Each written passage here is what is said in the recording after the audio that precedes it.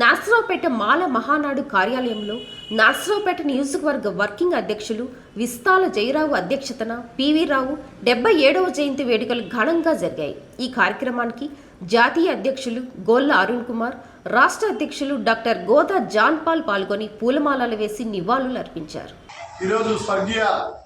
PV రావు గారి ఏదైతే ఆనాడు మానవ హక్కుల కోసం ప్రాణాలని సైతం త్యాగం చేస్తూ జాతి ప్రయోజనాలే ముఖ్యం అని డాక్టర్ బాబాసాహెబ్ అంబేద్కర్ గారి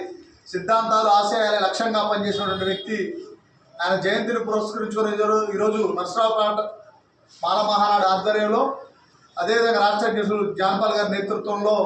ఘనంగా వారికి ఘనమైన నివాళులు అర్పించడం జరిగింది.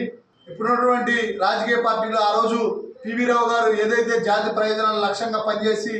మాలలకి జరుగుతున్నటువంటి అన్యాయాలు, మాలల్ని అణచివేతకు వ్యతిరేకంగా పోరాటం చేశాడో, ఇప్పుడు కూడా రాష్ట్ర కేంద్ర ప్రభుత్వాలు మాల సామాజిక వర్గాన్ని అణచివేసే ప్రయత్నాలు చేస్తానని తిప్పుకుంటేందుకు మాల సంఘాలన్నీ కూడా ఏకతాటిపైకి రావాల్సినటువంటి ఆవశ్యకత ఎంతైనా ఉందని సందర్భంగా పిలుపునిస్తూ ఈరోజు మాల మహానాడు వ్యవస్థాపక అధ్యక్షులు స్వర్గీయ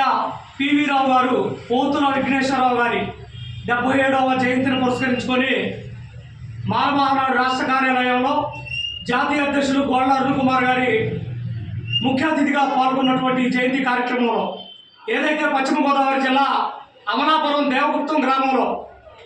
ఒక ప్రభుత్వ ఉద్యోగిగా ఉండి ఆనాడు మాలలపై జరుగుతున్నటువంటి దాడులు, ఆనాడు భారత రాజ్యాంగాన్ని ధిక్కరిస్తూ ఎస్సీల్లో ఉండబడినటువంటి మాలామాదిగల్ని విభజించాలని చూస్తున్నటువంటి ఆనాటి రాజకీయ పార్టీలకు వ్యతిరేకంగా మాలామాదిగల ఐక్యతతో ముందుకెళ్లాలని తమ ఉద్యోగాన్ని సైతం పక్కన పెట్టి మాల మహానాన్ని స్థాపించి ఈ రాష్ట్రంలో ఉమ్మడి ఆంధ్రప్రదేశ్లో మాలలంతా ఏకం చేస్తూ వర్గీకరణకు వ్యతిరేకంగా భారత రాజ్యాంగ హక్కులను కాపాడే దిశగా పోరాటం చేసినటువంటి మహనీయుడు స్వర్గీయ పివి రావు గారు.